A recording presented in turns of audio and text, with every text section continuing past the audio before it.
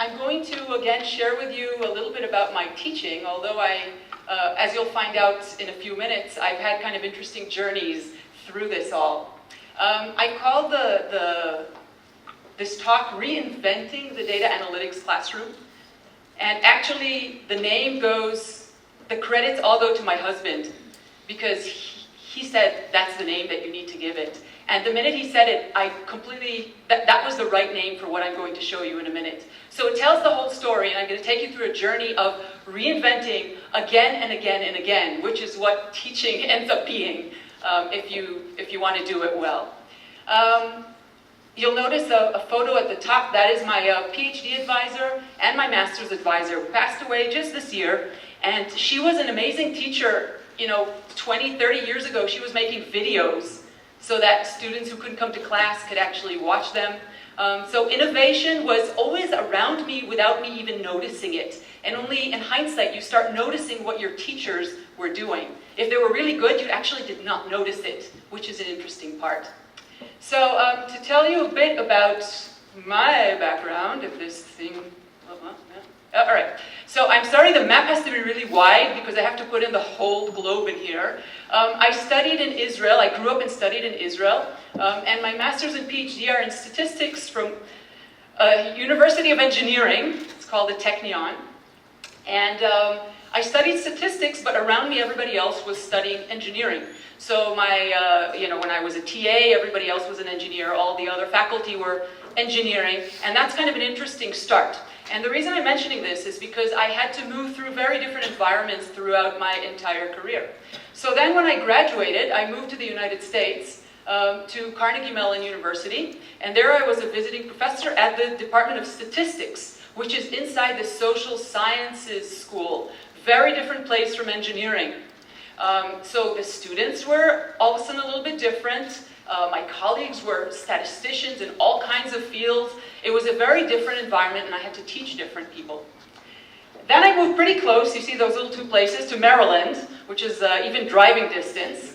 And there I moved to a business school. And since then, I've been teaching only in business schools or colleges of management. And again, that's a third, completely different type of universe in terms of your colleagues, your students, your research, your teaching, the culture.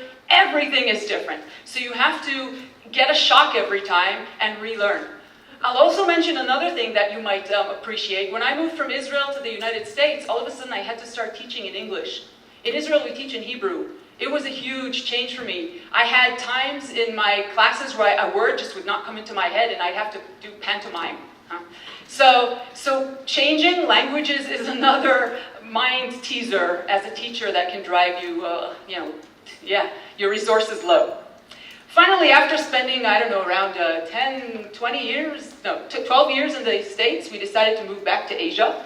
And the next 4 or 5 years, I was splitting my time between India and Bhutan. And in India, I was again affiliated with the Indian School of Business, which is a top business school. I was teaching business students, MBA students. You'd say, oh, that's kind of similar to what you did in the United States. Yes and no. I'll show you soon. Different kind of students, but in a different place, different culture. And finally, in 2014, I moved here to Taiwan, so this is now, about 5 years, and I teach at Qingda in the business school. So I'm giving you this background so that you have an idea of why I'm doing all these different things and why I need to reinvent things. Some of it is necessity, and some of it is just very curious, my own curiosity and interest in making things work.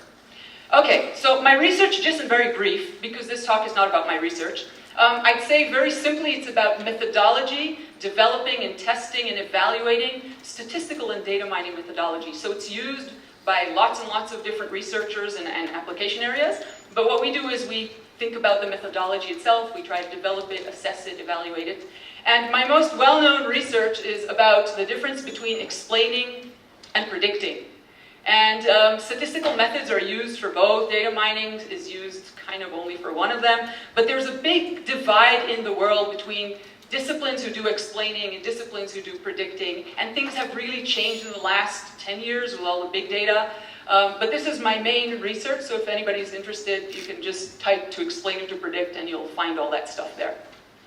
I also have moved to talking more recently about using behavioral big data. So all this big data that all the companies and all the governments and everyone's collecting on us on every app that we have. So it all kind of starts blending in. So if you think about statisticians, there are people who are very technical and just look at equations and computer.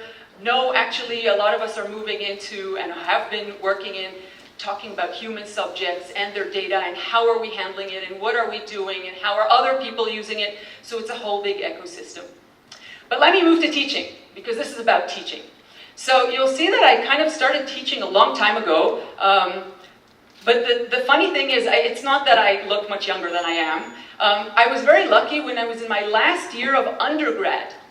I was requested to be a TA, teaching assistant, in the statistics department. It was a very shocking thing to do, but they had not enough people to be TAs. Usually they take master's students. And in my last year, in my third year, right, of studies, I became a TA in statistics and probability. I had to give frontal weekly recitation sessions. So students would come in, I'd have to go over exercises with the whole class. It's a very terrifying thing the first time you do it, and especially I remember one time I forgot my notes at home, and I really did not know what was going to happen to me, and I just got kind of lucky. But I started very early in my career, so that was one thing. Then, there were of course no PPTs, we did foils, right? We wrote on these foils and then projected them. So the technology was kind of old, if you want, but there was technology. It was just different. We had boards, we had blackboards. And then when I moved to Carnegie Mellon, and also actually during my PhD, I became an instructor. And that's when I was teaching engineers, and I was teaching kind of technical stuff, industrial statistics. So these are technical topics to engineering students. Again, technology is still kind of back then. I remember that was the first time I wanted to create a little website so that I can host my materials instead of printing out everything all the time. And I remember learning how to use HTML and making my first HTML page. That was, of course, in 1990 something. Okay. Finally, when I moved to the business school, I had to teach completely different kinds of courses. The bullets there are just names of courses. You don't really care about them. But just notice how the topics start changing. Some of it is fashion. We start using analytics because it sounds cooler than statistics, right? And data mining. But some of it is really about different things, where you have the words business in the title, which means it's no longer a very technical engineering topic. So I had to span different kinds and levels of teaching statistics. None of them are easier or harder. They're just hard in very different ways. And finally, as a professor, you're also teaching PhDs who need a completely different kind of courses, things like research methods. And those are completely different and smaller, and the whole audience is different, and it's usually a little bit closer to your own research. Last thing I've done, just in terms of this whole world, is cloud. So I've been teaching and delving a little bit in online teaching. Statistics.com is a website or a platform that offers statistics courses for many, many, many years. They started in, I think, year 2000. So technology, I was seeing how things were changing there. And most recently, we have a course that ran now for the third time on FutureLearn. This is a Tsinghua course that we created it through Tsinghua on FutureLearn. So you might have seen that one here. So that's the whole story. Now we're going to break it down and get some ideas of what's going on. One thing to notice, how many people here studied education? Okay, very few. So I have no idea if what I'm doing here even makes any sense, is something that you'd learn. But you know, most of us, I think like 90% in this room, we never learned how to teach. We were thrown in the water. So we only had our teachers who were our models, right? You have your own personality, you have your own ideas, experiments, courage, failures, but we never learned how to teach, which I find to be pretty shocking. Okay, so let me go on. I've tried to use my biggest strength is the ability to explain complex technical stuff in a simple way. That's what people tell me. So I tried to use that strength in order to make things more accessible. One way to do that in the earlier days was to write textbooks. So I have quite a few textbooks, and a lot of them are used in business schools, because when I started teaching in a business school, And I'll show you in a minute the data mining course I was teaching. It was one of the first times data mining was taught in a business school, and there were no textbooks. The textbooks were for computer scientists, and there was no way my students could read those. I could hardly read them. So we needed more textbooks, and the only way to finally do it, if there are none out there, is you have to start writing one. So that turned into quite a long journey, is still going on, and it turns out to be a very useful journey because you learn a lot about how people are teaching, because all those instructors who are using your book contact you, and you learn about how students are using or not using textbooks. You learn a lot from just that exercise as well. Okay, now, we're going to focus from now on just on one course, and that's going to be one type of business analytics course. Now, you're asking yourself, what is a business analytics course? It can mean different things. You might even have no idea what it is. So let me explain to you what it is. First of all, typically I'm talking about a master's level course in a business school. So a typical program would be an MBA, okay, Master's in Business Administration. And the ones I'm going to talk about are elective courses. So students who take these want to take them. You don't have students sitting in your class who are just sitting there and suffering, and you don't have those. That's the good news. The other thing that's surprising, or maybe not surprising, is that although it's an analytics course and it sounds technical, you get usually a very diverse audience. So in my classes, wherever I was teaching, there would always be some people who were technical, maybe with a programming background, technical IT background, and then you have people with like a history background and anything in between, social sciences, economics, anything in between. You have a very diverse audience. In terms of courses, depends on the programs you're teaching. Sometimes your students have some work experience. So in the United States and in India, MBA programs will usually admit people who have at least 2 or sometimes 5 years of experience. And that makes a huge difference when you're teaching these classes. Whereas in Taiwan, master's programs usually have students who come fresh out of undergrad, so they have no work experience. And those mixes sometimes, in my classes now, I have mixes because I have some people from IMBA or International MBA that have work experience, and I have local students who have no experience. And these diverse classes are an interesting challenge. What does a course like this try to achieve?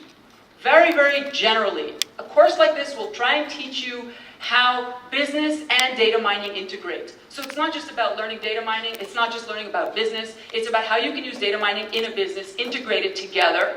You're also going to learn a little bit of hands-on experience on using algorithms. You're not going to turn into a computer scientist, for sure. No one's going to hire you to do that. But you will understand the people who are doing it if you're managing them.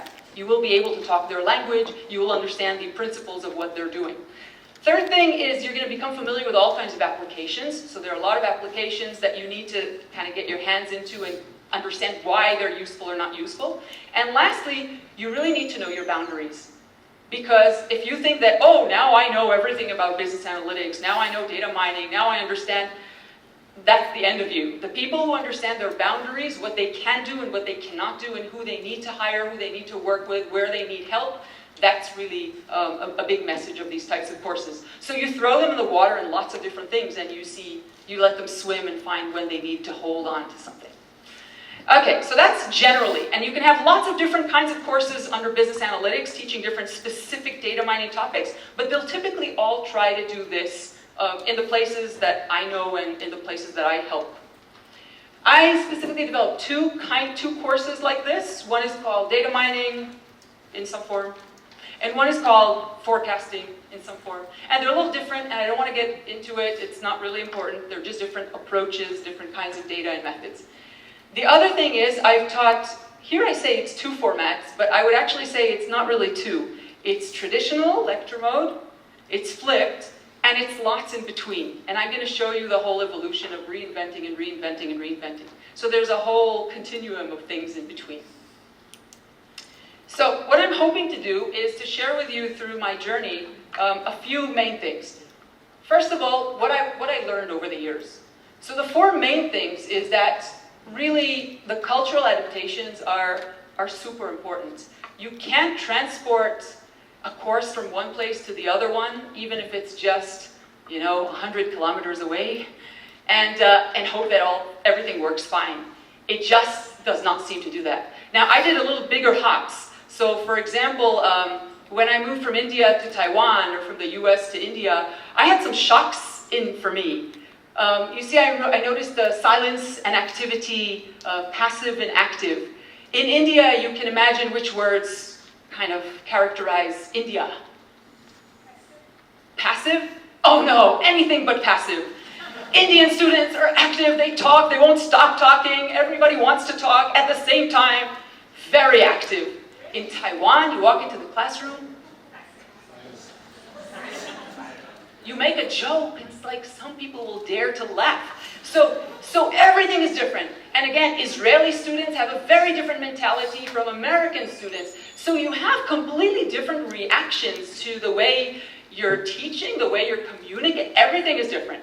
And you have to adapt. And if you don't adapt, there's always like the first semester of shock, that I'm always in shock, and then I adapt. The second thing is the classroom space. You'll notice the space that we're sitting in right here, and it gives you a certain feeling, and it's inducing some kind of learning and interaction, and it's not inducing some other kind. I've learned that the space is super important, and I'm not an architect, right? But you live in a house, you walk into different spaces, you get a different feeling. And I'll show this to you a lot soon.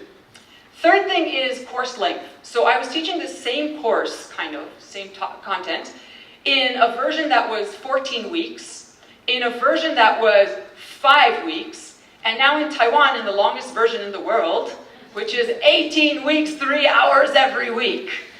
So you get completely different types of learnings, and you have to adapt what you're doing to also human capacity.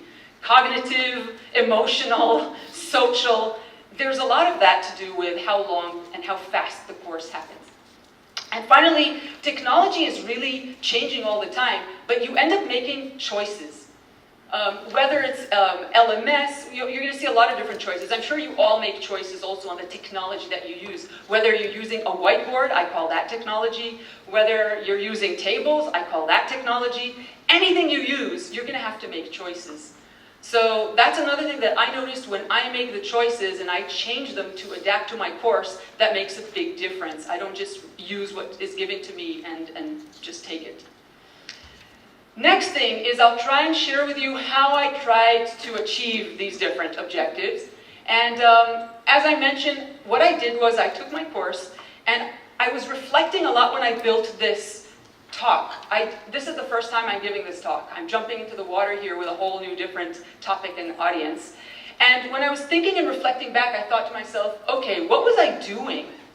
And what I was doing was I was adding interactivity into my classes. Okay? That's basically what I was doing over time. Whether it was through online things or through on ground when I'm seeing the students or blending them together, it was really about increasing interaction. That's what I was doing, and I'll show you what I did. The tricky part is you can create all these awesome resources and you can get all this cool technology and whatever, but how do you build it in a meaningful way that there's actually learning happening? I mean, you can have a great time and not learn anything, right? So there's a really important piece here, which is the word meaningful. And I think that's the tricky part for all of us, and that's the part where I'll look for places where I fail and try to fix those. Why did it not work? What was learned here? And try to get feedback. And I think what I got translated here from the introduction at the beginning, it's really about trying to assess what you're doing and getting feedback, sometimes from the students, sometimes from other places, but getting feedback is super important. The last point here is about blending your classroom and breaking its walls so that now you're not just inside your classroom, but I teach students who are going to go out and work in companies, right, or organizations. I need to break those walls a little earlier so that they know what is expected, the industry can tell us what they expect, and we get a lot more of useful teaching in the right directions. I won't always agree with what the industry says we want this, but I want to hear that that's what they want and maybe talk back and figure out what to do. So I also need to break the walls of my classroom in some way. And finally, I'm going to talk, of course, about what you need to prepare, all the stuff I had to do and I have to still keep doing. How I've been increasing the active and interactive components. I'll show you different things that I did here. And of course, you're going to hear about lots of benefits, but I hope you also hear the pain. There is no gain without pain. So there's also pain in this growing stage, but I think it's totally worth it. All right, so I'm going to start from recent, and then we'll go back in time. So 5 years ago, I joined Qingda, and in my first semester, I was supposed to teach, and I taught these 2 courses. Both of them are business analytics courses. One of them was in a flipped format, flipped classroom. Everybody know, how many people know what a flipped classroom is? To some degree? Okay, so a flipped classroom means that instead of coming to class and hearing lectures and then going home and doing assignments, it kind of goes the other way around. You listen to videos before you come to class, you do active stuff like discussions and assignments and stuff like that, so it's flipped. So one of them I taught flipped, and one of them was traditional lecture mode. Here is the forecasting class. This was the traditional one. And here is the flipped data mining class. Does anybody notice any difference here? Smile. Is anybody not smiling? No. Yeah, well, the Indian guy, like Indians don't smile when you take photos. They're serious. What else? The classroom, what's different? Projector. Okay. Their desks. Okay, yeah, the one at the top it's like this, right? So you're seeing the front, but there actually looks kind of like that. All right. What else is different? Their desks. What else is different? No chairs. Yes, no chairs. Do you notice another strange thing? I'll give you a hint. Look at the bottom of of that image. What do you see on the floor? Yes. They don't wear shoes, but the guys at the top wear shoes. That is so strange. Okay, you're going to see some strange things going on. Now, these 2 classes happened in parallel, so you'll actually find there are like 5 students who took both. And that was a wonderful experiment for me, because then I could ask them afterwards, which did you like better or what didn't. The content was different, but it was the same idea. Okay, so we're going to get back to this class, and I'll tell you a lot more about it, but I'm giving you hints. Now, that was the good news. Here's the bad news. At the end of the semester, this course, the flipped one, went really well. I was at the end of my wits with the top one. I was pulling my hair out. I was like, what do I do to get these people learn? It was a frustrating course to teach. One of the most frustrating courses I have taught ever. Why was it frustrating? I had to figure out. So to figure out what was going on, I'm going to now roll back in time. So I'm going to take you to the origin, the birth of this course that I designed. And I designed it a long time back, 2004, and it was one of the first data mining courses offered in business schools. So I really kind of had to invent it, and I started with like a statistics course and changed it gradually. And I was teaching it as an elective course. There were maybe 30 students, then 40, then 50, then finally it reached the maximum of 60, and it stayed at 60. And it's a 14 weeks. Every week you meet with these students for about 2.5 hours. They have work experience. And that's the kind of classroom that you teach in. You give lectures. What did I do back then? Remember I told you there were no textbooks, so I had to write a textbook. That was a lot of work. I worked on that, got a textbook. And basically you'd come to class, give lectures. They'd have homework assignments, individual assignments. They'd give them in. You could have an exam at the end, and you're done. But I didn't like that. It didn't feel to me like this topic was really, you can't learn it that way. Nobody learns by doing exams, and it doesn't work. So what I did was I tried to increase the interactive part. First thing I did was I said, no exam. We're doing team projects. In industry, people work in teams. They solve problems. They have to work in the same way in this class. So now people are working in teams throughout the semester on a project.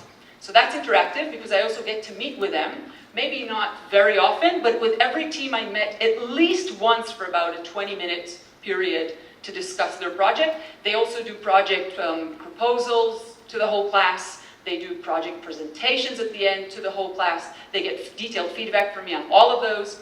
So this was a very important upgrade. The second upgrade, as we all noticed before, most of us did not learn education. And I'm actually pretty amazed that so many of you come to an education or a teaching conference, because I didn't even know that they exist. Until the co-authors of my book up there, the way I met them was I went to a conference that one of them told me, hey, come and meet us at this conference. And I lived in Washington, D.C. at the time, and the conference was just there. I said, sure, I'll come. And that conference was called something like Teaching Statistics in the Business School. Now, business schools are places where people actually really care about the teaching. If you're a bad teacher in a good business school, you're kicked out. It's just like that. In the US, they just filter you out. So all of a sudden, I'm in in a place where they're talking about teaching courses, and this guy came up, and he gave a magnificent talk, and he brought in little devices called clickers. They did not look like this at the time. They were very big and clunky, and he had to hang big receivers on the walls, but they were little polling things. And he gave this talk, and I said, this is amazing. I have to get this for my class. So I got the clickers. How many people have seen or know what clickers are? Nobody. Okay, a few. Yeah. All right, so let me tell you what they are. They look like a TV remote. Okay? The old ones are really big. The cool small ones just are like a credit card kind of size. And they just have digits, 0, 1, 2 to 9. That's all they have. They're not a mobile phone. You can't do email. You can't do anything on them except click those 10 buttons. And every student gets their own clicker. And you have a receiver plugged into your own computer that receives a signal from all of them. And you put up questions, and the students just click whichever answer they think is right. I'll show you an example in a minute. What's nice is that immediately when they finish clicking, we see everybody's answers, but it's confidential. So I don't know what you clicked, and I don't know what you clicked. We just see aggregates. So it gives me an immediate way for me and the students to see what everybody thinks so that we can start a discussion. Sometimes there's wrong and right, and sometimes it's not wrong and right, it's opinions. Here's an example. Forget about the question. You show a question, and you ask them which one do you think is the right answer, and then they click, and when they're done clicking, it will look something like this. So right away, I know that most people answered number 3, right? A bunch of them answered that. And then we can try and ask, hey, someone who answered this, can you explain how you did it? And then people are not ashamed or afraid anymore, right? They'll come out, they're not the only one who did that. And it really works really well. And as long as you give good feedback on this, it's an amazing tool. I still use these when I go to India, because in India, as I told you, the problem there is to keep people quiet. So you want to hear what they're thinking, but it shouldn't take half an hour, because you want to ask lots of questions. So this is a way to control it in different ways. It's super engaging, people love it. At the beginning, there were a few people who were averse to it. They said, we really don't like it. I said, fine, you don't have to use it. You can collect the data if you want to use it for grading. I never do that. I always tell them I have better things to do with my free time. So I don't use it as something to penalize them or to grade them. It's really more an interactive kind of get things happening. Okay, so I did that, and then when I moved to India, I brought that with me. But in India, I had a slightly different setup. In India, I had 2 sections, sometimes even 3, with 60 students. Again, same classroom like the ones we're talking about. And I had to cram the course into 5 weeks. You meet twice a week, 2 hours every time. Super fast. Team project in 5 weeks. You see what's happening here? Interactive course, very difficult. Students are crazed. They have lots of courses otherwise. Sometimes you're scheduled during interview season when they're interviewing for jobs. So it can be very, very hectic. So what did I do there? Again, same resources as what I had before. But I noticed that the strength of the Indian students was really that they really like to communicate. They want to ask questions. They want to engage. And by noticing what your students are good at, you try to ask yourself, how can I actually use that to make the learning better? So my first thought, and just remember, this is a long time ago, okay? We're talking about 2010. When did Facebook start? 2008, I think? Just so that we have time frame. All right, so the first thing I did was I created an online forum. It was Facebook. And students could go off class, right, and ask questions there, or if they weren't sure about something in the assignment, anything there, it would be in a closed Facebook group that everybody shared. And that proved to be pretty useful. Not all 120 students posted there, but when there were questions, I could catch them really fast. If there was a problem with a homework, I could catch the problem fast. I didn't have time. This is a 5-week thing. You have no time. So this was a very useful thing to do. And then I said, okay, well, if the online is working so well, people were posting useful resources, why don't we take it one step further? And then finally what I did in 2012 is I decided to flip this course. So change it completely. So slowly I moved, add clickers, add an online form. And then I said, wow, this is when the MOOC thing just came out. I said, this is really cool. Let's see if I can do something in that realm. And actually, when I was on sabbatical, I was taking some online courses about flipping. There were some, I don't remember who it was from, there was some university who was giving courses on that. And the funny part was you were thinking about doing a blended course where you have online and on-ground, but you're learning it only from online. So you never get to see the on-ground parts of it. So it gave me just a little bit of information, mostly on what are some of the technology tools that I could use. That was useful to learn back then. And what it's like to be a student online, that was pretty useful. But I was not building an online course. I wanted to build an on-ground course. Okay, so I flipped it. And then the first thing I had to do, I realized the first thing I have to do is create videos. How many of you have ever created a video of yourself or either with yourself or just speaking over lecture materials? Yeah. How long does it take to make, let's say, a 5-minute video? 30 minutes. Yeah, if you're really good, right? It takes a really long time. I mean, we're not actors, right? And when you're in class, and even when I'm speaking to you now, I make lots of mistakes, and and I stumble here and there. You can't do that in a video. You just lose people's attention. And it has to look really good, and the sound has to be perfect. If the sound is no good, nobody likes your videos. You have to make sure your slides are just in time, timed with what you're saying. You have to decide, do you put your face in, do you not put your face in? All kinds of choices that nobody teaches you what works and what doesn't. You really kind of have to follow and search online and whatever. So that took me a really long time. But at the time, again, I told you I was living in both places, in Bhutan and in India. So when I was quietly in Bhutan in my house, I was sitting on the floor and I put my computer here, and it was like different angles so that people don't see all kinds of stuff that they're not supposed to be seeing on the back, right? And the lighting had to be right. And there were dogs outside. Once in a while, like one of them would start barking, and my daughter would run and shh, get the dogs out. She's in the middle of recording. So it takes a lot of time and effort, but you create the videos. And that's a one-time, big investment that's worth for a long time. You create the videos, that's great. Then you need some other online materials. Like what? You want to engage people online before they come to class. So you have to create some interesting and useful discussions that you'll then carry into class. You want them to start thinking about stuff, if you want them to run software, if you want them to solve some problems, anything you want them to do before class, you have to set it up online. It's not very easy, because you have to think carefully about bandwidth of people. You can't send them to watch something that's 3 hours or to read something that's endless. It has to be very, very specific. You also have to give them an option to see each other's posts. You can decide whether you want them to see it before they post or after they post, reacting or not reacting. Luckily, I've never had problems of student etiquette, answering inappropriately, but I see many, many places that teachers have that problem where they have to tell their students, you should always be positive in your responses, don't be abusive. I have never had that, so again, maybe my audiences are just not that kind, but I was lucky. And then the question is, great, I created all these materials, but then, oops, what do I do in class? I just took away my lectures. What do I do in class? It's a really big problem. So I'm going to show you in a minute what I tried to do in class. And I experimented over time. Remember, the tricky part is not just to build the online and to decide what you're doing in class, but you have to build a whole ecosystem that feeds itself. So how do you do it in a meaningful way that there's actually learning going on? So here's what I did when I was in India. Before class, students were expected to watch these videos that I recorded for them.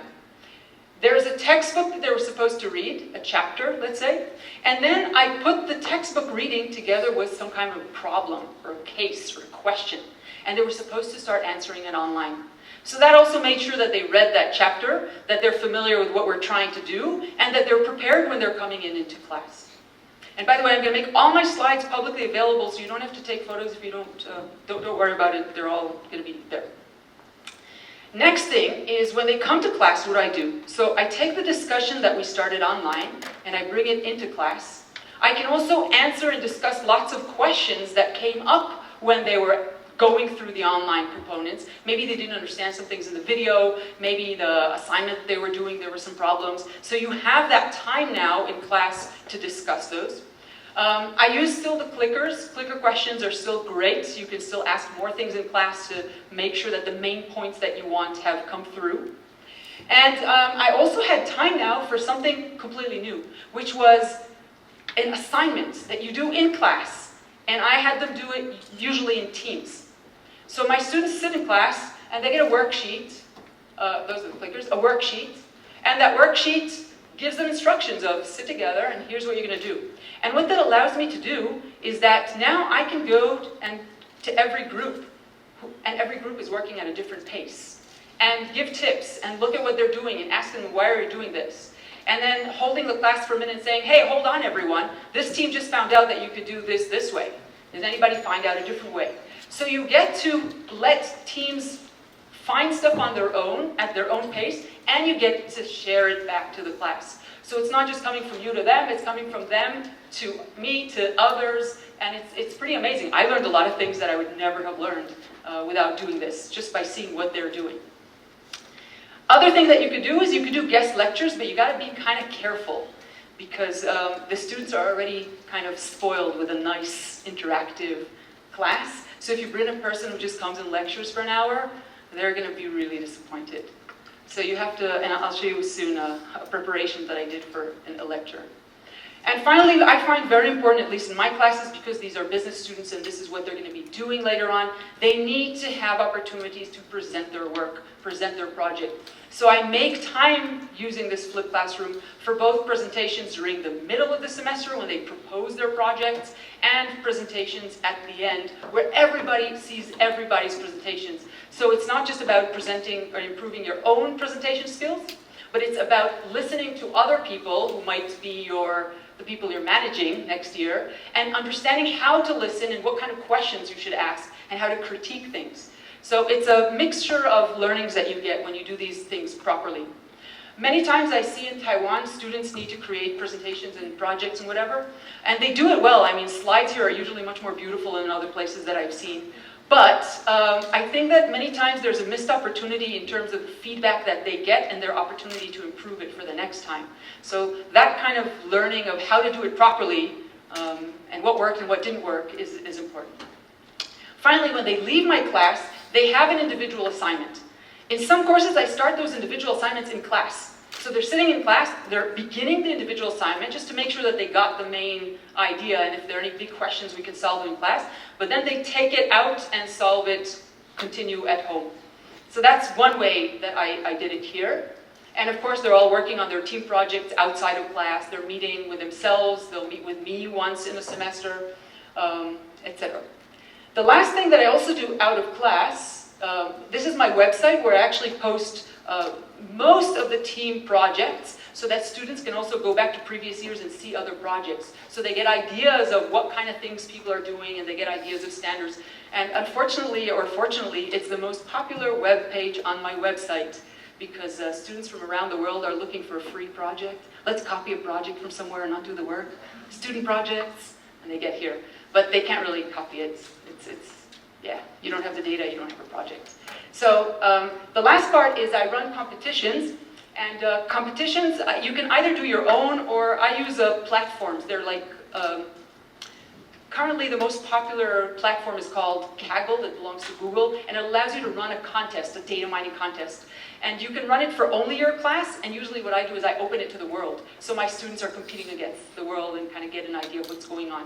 So that's another way to use the out-of-class time. Although sometimes the last 24 hours of the contest or the last 3 hours of the contest or something like that, we'll do part of it in class. So that's kind of fun as well. Okay, at the time, this was a long time ago, I had to build my own platform for this online component.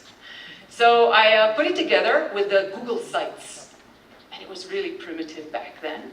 But it kind of was better than committing to the LMS that was used by the university. When a university chooses an LMS, it has its own reasons to choose its LMS. I don't know how many of you have used Moodle. How many of you have used Canvas? How many of you, what do you guys use? What's the LMS that you use, the learning system where you post all your materials? It's a local, E-learning platform. but who made it? Locally? It's a local? Locally, okay. Okay, so some universities will build their local, some will use one of the big international ones. And, you know, sometimes it works for you and sometimes it doesn't work for you. So I'm a very kind of independent person. It's like, don't tell me which platform to use. I will choose the one that works best for me. And that's why I built this site. And I'm just making this a little bigger on the right side. You can see that I basically built 12 modules. And when you clicked on each one of them, I would open it up just before the right time. I would have to do all that. And students would be able to go in and read and discuss and do all that. Okay? So I built the first time I built it out myself with Google Sites, and it was painful. But at the end, the students really, really liked it. And this is just a quote from one student who said, "Supercharged student-faculty interaction. Instead of the typical case or theory-oriented blah, blah, blah, we give you videos taking us through the basic concepts and asking us to run through some sample problems. This ensured that during class, everyone had moved beyond the basics, and the depth of questions discussed was far more probing." So the students really liked it, that the discussions were interesting and not basic in class. That was just one example. So when I flipped it for the first time, here's some of the things that I learned. First of all, the class time where I meet people became a lot more effective and fun. The discussions were much better, higher level, closer to the level of discussions they'll have in industry. It's not like basic. There's a lot more interaction. I get to know the students better. They get to know each other better and see who's doing what. And of course, there's a lot more excitement in the classroom. Second thing is that you get more flexibility when you build this split classroom. Because if students are sick or can't come to class, they don't actually miss out on a whole set of new material that they have to struggle with by themselves. Also, some students, need a second time, third time with videos. They can take their time as long as they want. Another thing is that this online forum where people were responding to each other, sometimes that's really nice. It brings out a lot of work experience or some other kinds of knowledge that students get to learn from each other, which does not happen that much in lecture mode. And finally, realizing that I can actually build my own platform, and I am, again, remember, I'm not a computer scientist, I am not a programmer, but you have tools that allow you to build things, even if it's painful and this and that. You can do it on your own, even if the technology that you have from university doesn't support what you're trying to do. There's enough technology out there to do things. But it took an enormous time to set it up. It was really hard. I had to also keep spending a lot of time online, again, making sure that everything opens on time, making sure everything is working, everything's not locked, answering students, making sure the discussions are going in the right. There's a ton of more time that you invest in a flipped classroom than you do in a normal classroom. Maybe it's just me. I'm kind of very, I don't know, I don't like things out of my control too much. So if they're also now online, I'm on top of them online as well. But it's more engagement. It's just more fun and seeing what's going on. The other thing is, it's fine if they miss a lecture, because now we have videos, but it's actually really bad when they miss a face-to-face, because there's no way they can go to another student and say, "Hey, what did you do in class?" It was so interactive, it's impossible, and we're not recording those sessions. Who records a 2.5-hour session, right? So if you miss a class, you really kind of miss the active part of learning. And that's a difficult thing to keep in mind. So you have to warn students in advance, listen, if you're having any plans to, I don't know, get married during the semester, fly out to your whatever, this is not the course to take right now. So, coming back, that's when I moved to Taiwan. Remember, this is where we started, the people without the shoes, the people with the shoes, the room without tables and chairs, the room with tables. So when I came here, I had one course that was flipped. I came with it flipped. I said, cool, I'm going to bring it flipped right into here. And the other one was not flipped. I didn't have videos, I didn't have materials, I didn't have time to do all that. So I said, well, I'll have to keep teaching it the way I'm doing it. And that's why I had these two experiences. But then what turned out to happen is that in Taiwan, compared to India, these two courses, what do you think? Were closer to each other or farther to each other? In Taiwan, was the gap bigger or smaller between the flipped and traditional compared to India? Bigger. Much bigger. Because, as I said, in India, people are naturally more interactive, not afraid to ask stuff, say really totally silly stuff in class. No problem. They'll come and run after you after class. You're having lunch, people will sit down at your table. So they're interactive. You can't avoid interactivity. So for them, between these two versions, there's a difference, but it's not as extreme as it is in Taiwan. And in Taiwan, as I said, this was an amazing experience to do the flipped classroom here, and I love it. And all my classes are now just flipped, because I'll tell you in a minute, you'll see why it brings out the best out of my local students' learning abilities. But the traditional one, for me at least, did not work. And I felt very frustrated in terms of how they were not able to kind of get the learning in a good way.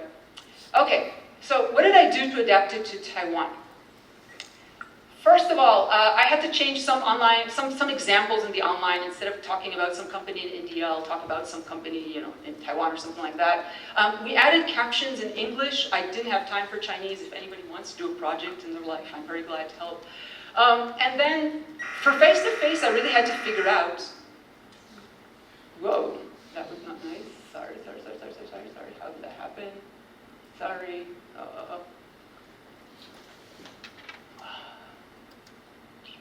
Okay, so I had to really figure out what was not working.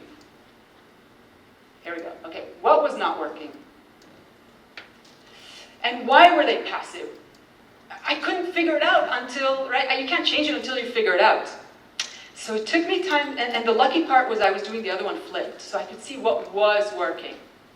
So before I'm going to answer and tell you what I did, I'm going to actually give you a tiny little activity, just 5 minutes, and we're going to try and see how it works. So to show you how I did this, I'm going to do the following.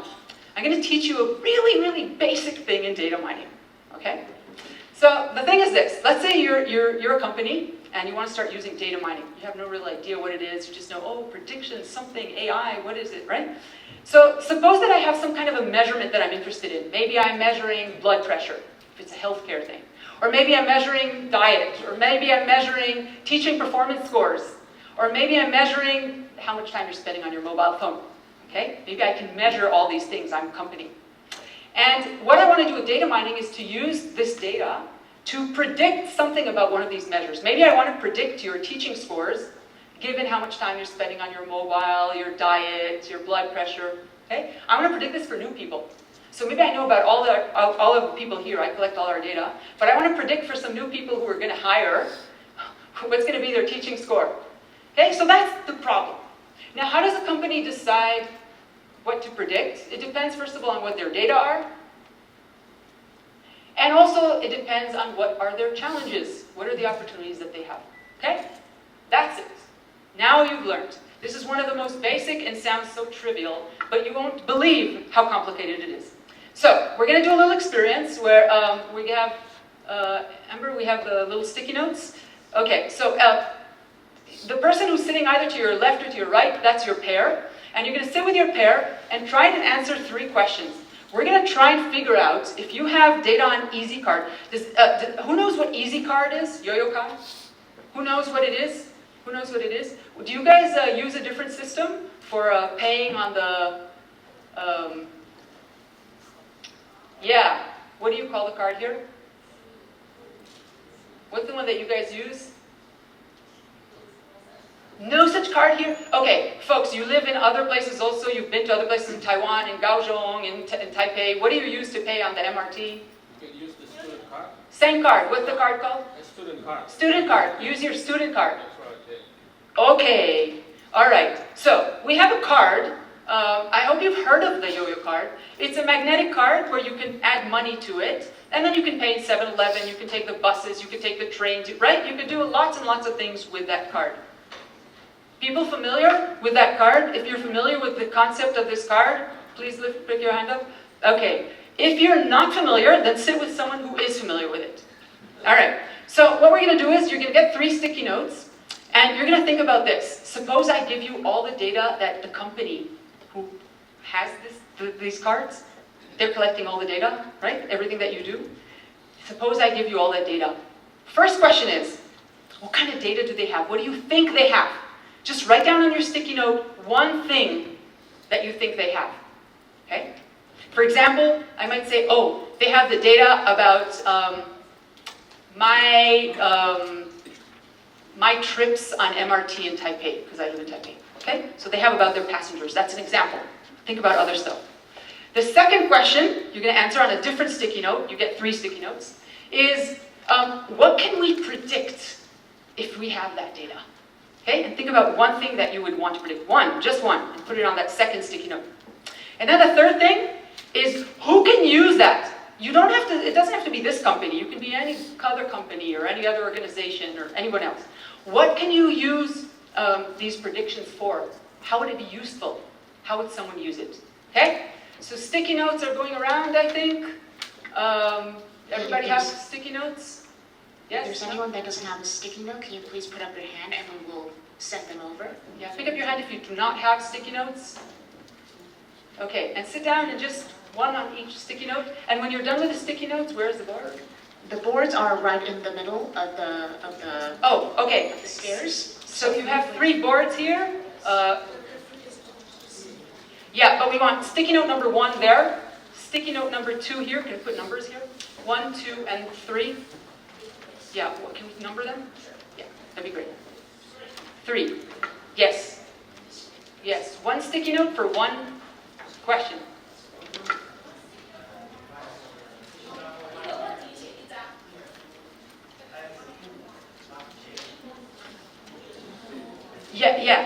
Yeah. So you're saying they have measurements on passengers taking MRT, for example, right? Or something like that. Yeah. Yeah, okay, 1 question, 1 paper. 一个问题一张.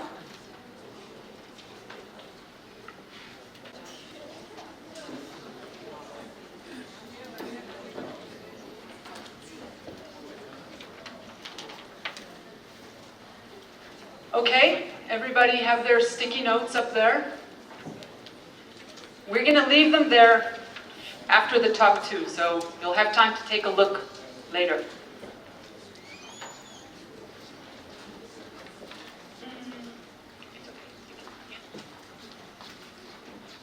Okay, so if you have put them up, great. If you haven't, it's okay. If you feel shy about it, that's fine too. But I want you to get an idea of what it's like to actually sit together and think about a problem. You would have gotten a lot more time if you were in my class, but we don't have any time here. And then the next thing that we would do is I would actually have all of you walk through the boards and we would talk about all the different things that happen on the board. I would try and guide you through that. But we don't have time to do that right now. So instead of doing that, I'm going to show you a video of how I do things kind of related to that in class. By the way, some people might have gone to the EasyCard website. Did anybody go to a website to check online or anything like that, like what other companies do? Okay, so if you had more time, some people would probably be doing research, looking, and I'll just notice one interesting thing for you. This is a huge company, right? And they say, yes, their core values are convenience, security, trust, and public welfare. That's why they're doing the yo-yo card, using everywhere. But if you read very carefully in their objectives on their website, in English at least, I don't know if in Chinese it's the same, they tell you their long-term objective is innovate beyond ourselves. So they want to do more than just what yo-yo card is doing, maybe collaborating with other companies. Changing people's purchase habits. They want to change your habits. And replace cash. Okay, so just some ideas. This is what the company is thinking about, but in fact, I promise you that your boards here have more interesting ideas than what we just see on their website. So by doing these kinds of exercises and running through them, we actually come up with a lot of new ideas that we can give the companies through this this work. Okay, just click on it. It will work. Yeah? Okay, but the sound is not working. It is? Okay, thank you.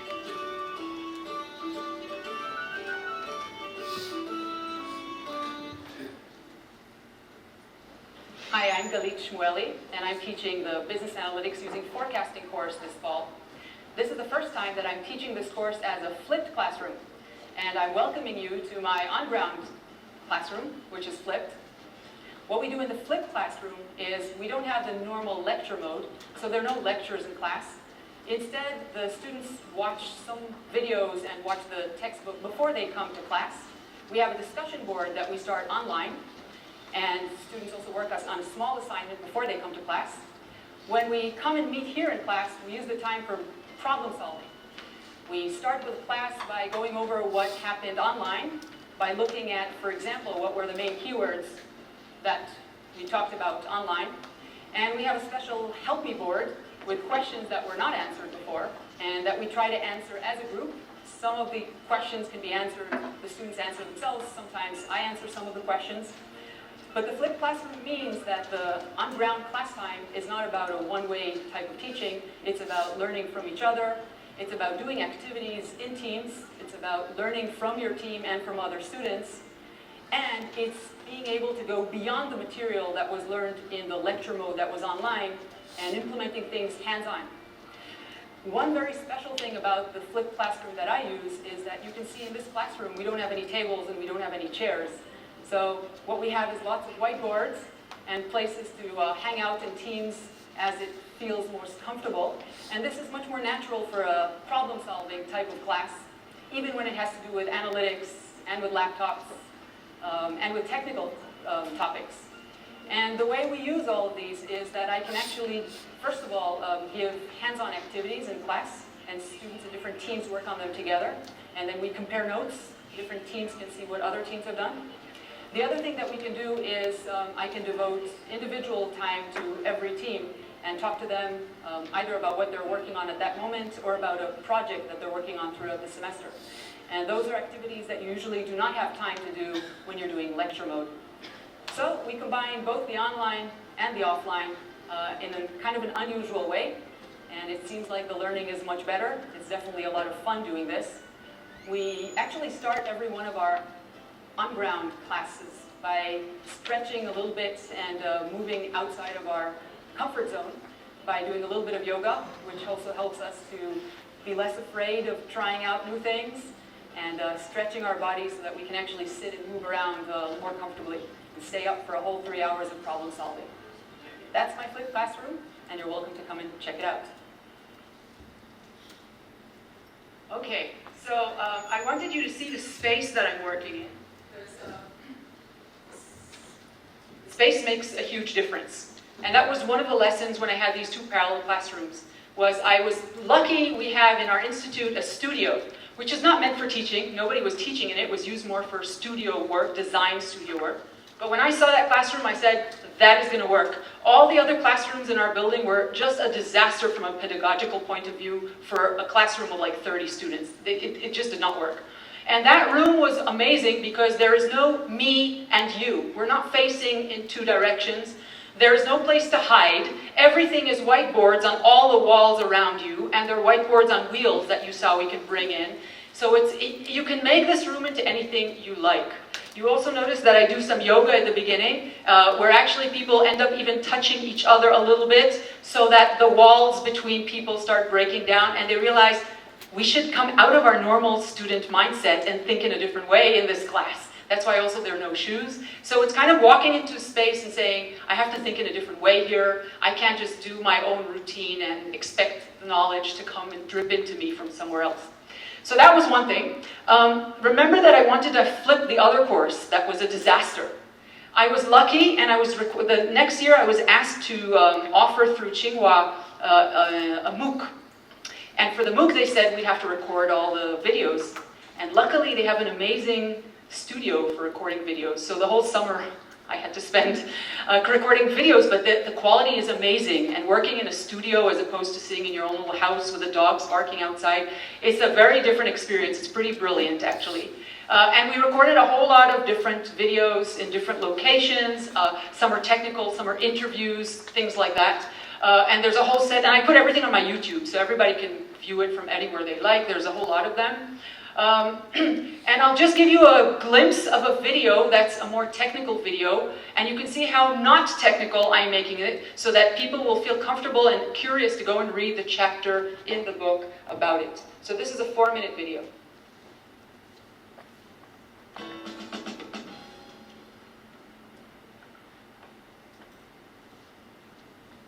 Welcome to Business Business Analytics Using Forecasting.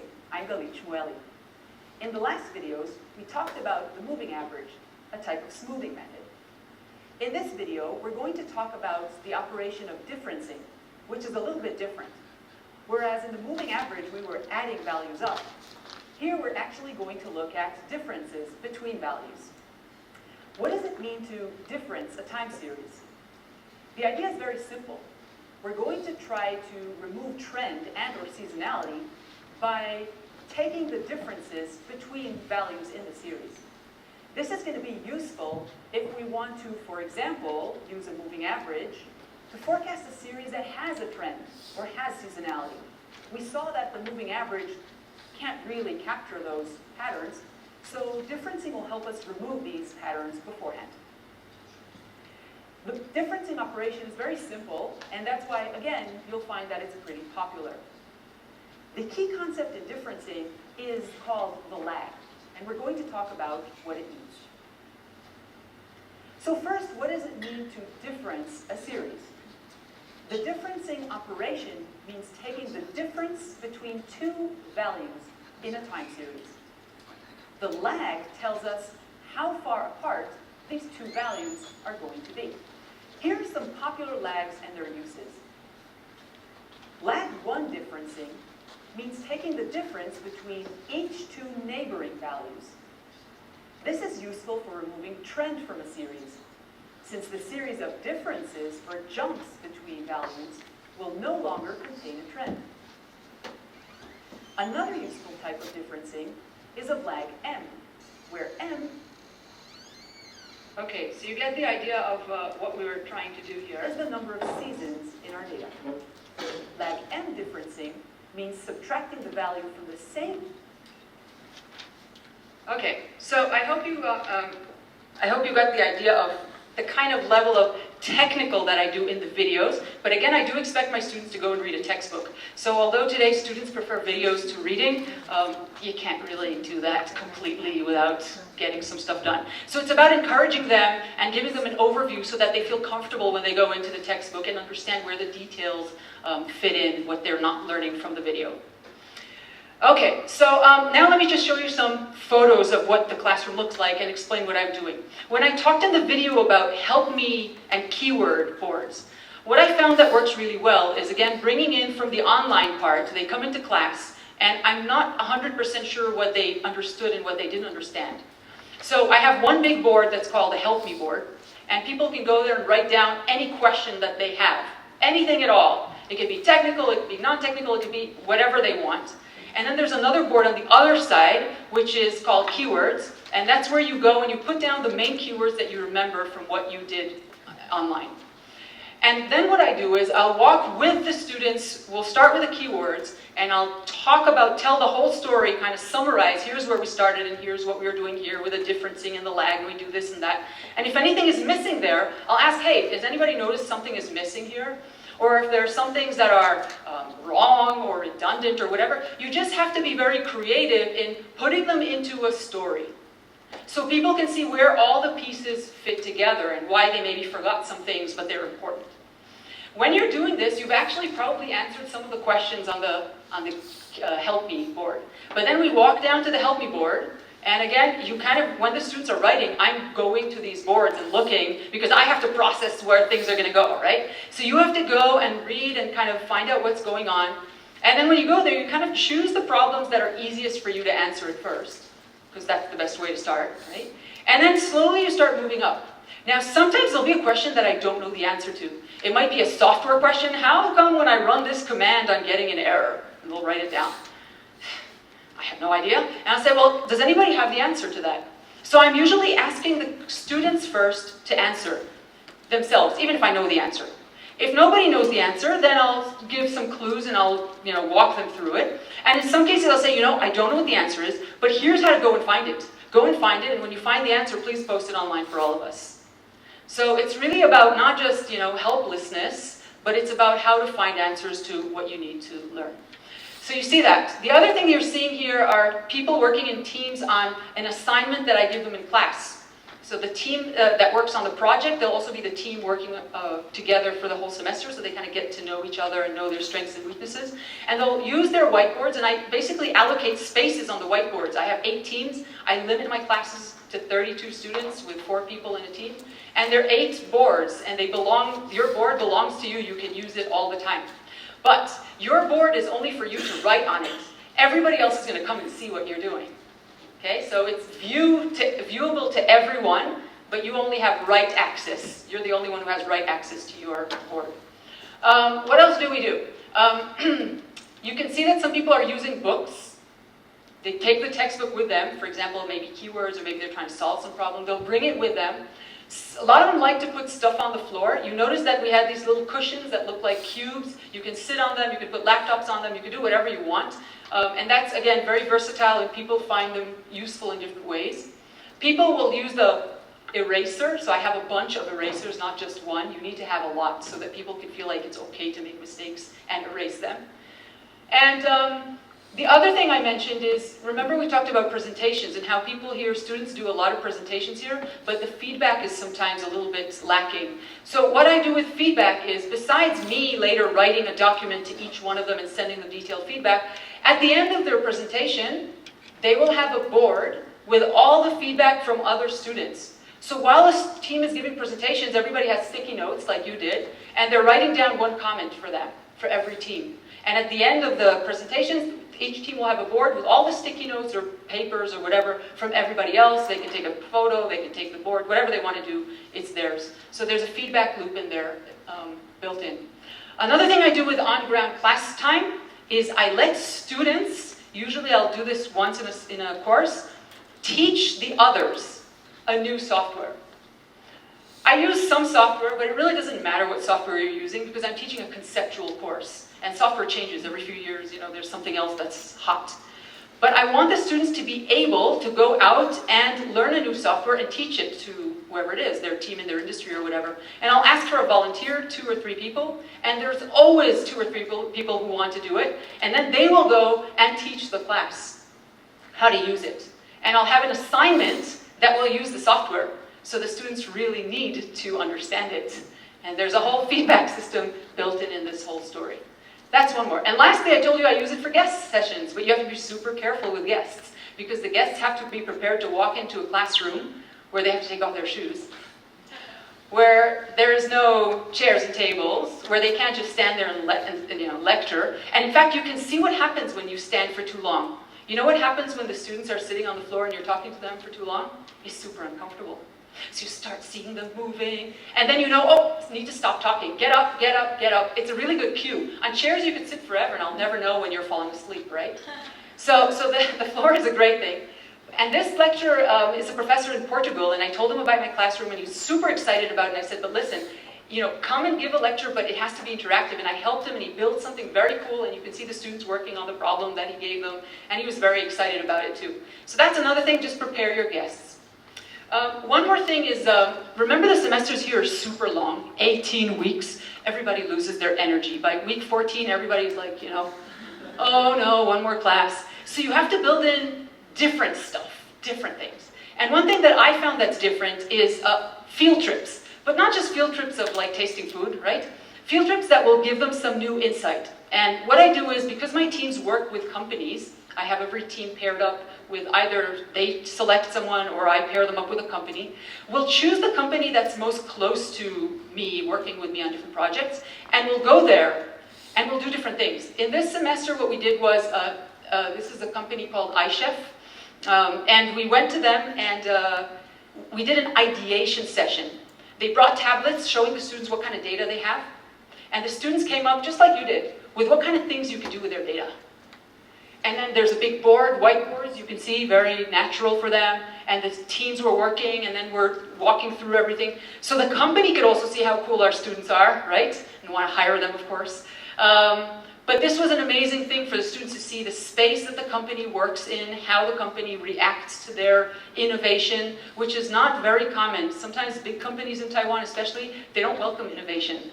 It's like you do your work the way we told you, and that's it. No fresh ideas. So we need to take them also to startups and other companies that do like the innovation. This collaborations with companies is a huge burden. It's a ton of work. Relationship building, relationship keeping, misunderstanding, signing MOUs, getting them with the students, but it's an amazingly useful practice. And in this course, for example, you'll see, you can't really read what's there, but that was the poster for the final presentations where I had 8 teams. And every team has a company name next to it that they were working with. And we actually go and meet with a company. If they're in Taiwan, then they either come to us or we go to them. I go with the team usually. We'll do brainstorming sessions with them. If not, if they're outside, then maybe Skype sessions. We did that too. And in fact, one team, SIG, is the big company that has all the drink containers, like when you drink the tea, it comes in these. They actually loved this so much that they brought in the headquarters from Thailand, and like the whole team from Taipei was here, and they took the 2 teams out for a fancy dinner. They really liked what they did for them. So it builds a very big and strong relationship with the industry that makes the course more interesting and useful. The students see, wow, industry is really liking and seeing the value in what we're learning. We better learn this kind of stuff. Okay, and finally, you saw the yoga, and I think I can't underestimate how much of a difference this makes when I do this. These are the teams that actually use this room, and you can see how comfortable they are kind of with each other, even though they're not necessarily from the same place. They can be from different schools. They can sometimes have people coming in from different universities. By the end of the semester, they're really buddies working with each other. Not everything is 100%, I mean, we're humans. But in general, I think the relationship building so that they can work better together works well. And I'll just mention one more thing. I noticed that, just as I said in Taiwan, in India, I noticed students speak a lot and communicate a lot, and I use that. In Taiwan, I noticed a huge strength of the students that I see is their ability to work really well in groups. They work much better in groups than they do on their own. So leveraging as many activities as I can to put them into groups seems to work super well. So just to sort of put this all together, I use online discussion boards, I use a team project, and I use shared slides like Google Slides, where all the teams put their slides on the same deck. Everybody can see everybody else's. You see what that does? It lifts all the quality of everything, right? The quality minimum is there, and everybody sees ideas and grabs. And I said, you can steal a good idea. You see a good idea in that slide? Fine, steal it. Just say you stole it, okay? We do all kinds of contests. On ground, I'm using whiteboards a lot. Whiteboards are an amazing thing, even for technical topics, not just for non-technical topics. We do a lot of discussions within teams, across teams. I go to visit teams, we all go to whiteboards together. We have presentations, we have workshops by students. And finally, breaking the walls with industry. We bring the industry into our class, we go to the company, we invite them, and even have sometimes online if they're outside of Taiwan. So last thing I'll show you is, what if you're not lucky enough to get a space and be so, pampered like me, where I have this amazing space and I can limit my class size to 32. What do? Well, I'll show you a very quick thing. One is, of course, you can use the videos that you created and just kind of add them into your syllabus and say, oh, I'll give you lectures, but if you want to go and listen at home, here are the videos. You can do that. For sure, that's useful. The other thing I did was I added more interactive stuff. So very quick one here. I know I'm running a little late, but let me show you this. So this is in India, where I have to teach in a big lecture classroom.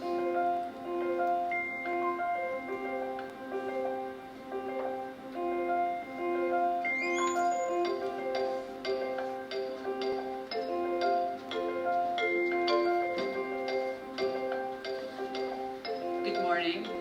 I'm Professor Galit Shmueli, and I'm co-teaching the course on forecasting analytics here at ISB this year.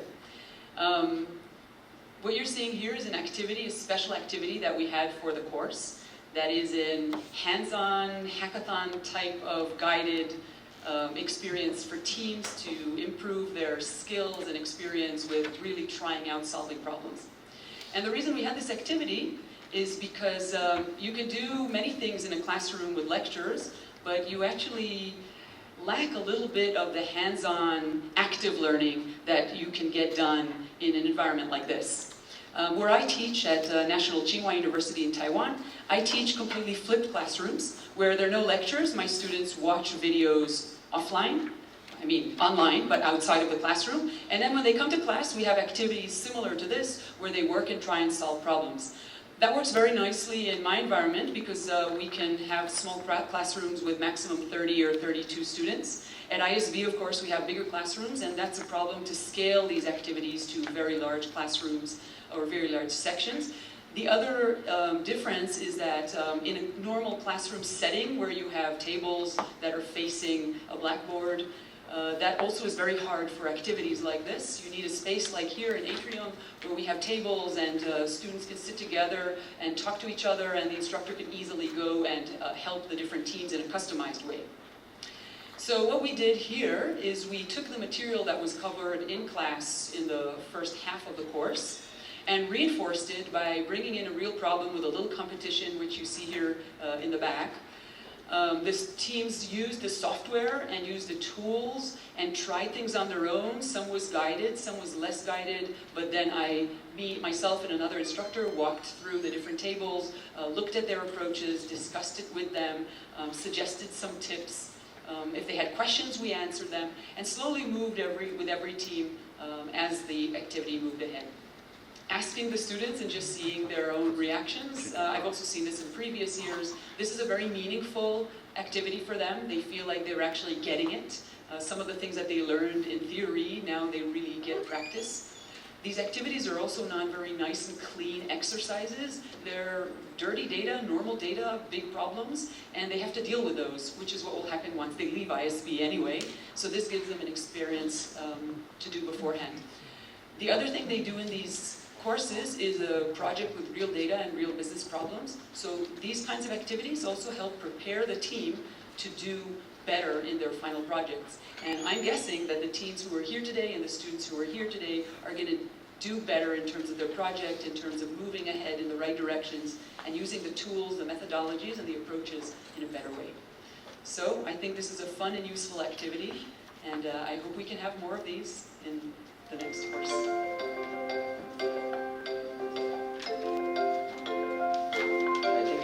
Exciting experience for us. Like, we got to know about different smoothing methods, and we actually saw how the forecast values came and then like compared the RMSE values and then came up with the optimal solution. So I think the hands-on experience was a good learning curve for us. Like the last 1.5 hours, whatever we did, it was pretty great. So we did all these things before in assignments, but having to do it on a real data set with an actual problem being in front of you, like, and with input from the professor, that changed the dynamics a lot. We really enjoyed this, and we hope to do more of this in the future as well. Thank you. So in classes we've been taught about a lot of models, a lot of theories been taught to us, and having to come here, put all those into real life problems and then come up with solutions, and that too much more challenging than what we see in classes, is something that was really exciting for us. And the entire time, the 1.5 hours, we were really working really well, sitting together, discussing, and that was really exciting for us. Okay, I'm going to stop here in the interest of time. You can watch the rest of the video if you like. So just to sort of wrap up, you don't have to do it just in flip form, because flipped is not always available to everyone, but flip doesn't necessarily mean that you have to do lectures and then come into class. There are other things you can do. So putting everything together, as I kind of moved with this course from where it was to where it is now, and how I moved with it around the world and around audiences and whatever, there are things that changed and things that did not change. Things that changed were the technology. Dramatically changed, right? We started with clickers, we moved on to more things, the platforms are easier, there's a lot more software to use today. The space and the audience and the culture completely changed, but actually I'm sure that those of you who've been teaching a while in Taiwan, you're also seeing a culture change just with your students here 10 years ago and today, right? The culture is just different. So we're always adapting to different cultures and changing the ways of how we interact with them, because usually, interaction is a two-way thing. Classroom space has changed a lot for me wherever I can, and I really emphasize that. And I think if you have a dean or a chair that cares about teaching, and you can try and negotiate one room in the building to be more suitable and more versatile, that works really, really well. The delivery mode, that changed as well. And what else changed? Well, I changed. A lot of things changed when I learned throughout this journey. What didn't change? First of all, the course objectives are the same. If you look at my syllabi from then till now, it looks maybe a little different, but the objectives are the same. I'm trying to reach the same goals. What else didn't change? The topics. I'm still teaching the same topics. Tweak here, tweak there. Same topics. Teaching principles and goals. My goals, the way I think about teaching, that didn't change. Maybe now I can, verbalize it better, but I had the same goals all along. And what else didn't change? Well, it's still me. I'm teaching the same classroom. So really, there's a lot of things that changed and things that don't change, but I think I gave you a little bit of the flavor of what were the things I tried to change. And my final words is, if you want to reinvent your classroom, just remember that the meaningful part is the trickiest part. You can put so much time and effort in everything, put time into the meaningful part. Go ahead and experiment, try and get feedback from as many people as you can, students, colleagues, whatever it is, industry, invite them over and let them see what you're doing. And yeah, you'll make mistakes. I make mistakes all the time. The trick is just to learn from them and improve for the next time. So I'm going to stop here, and thank you very much for listening.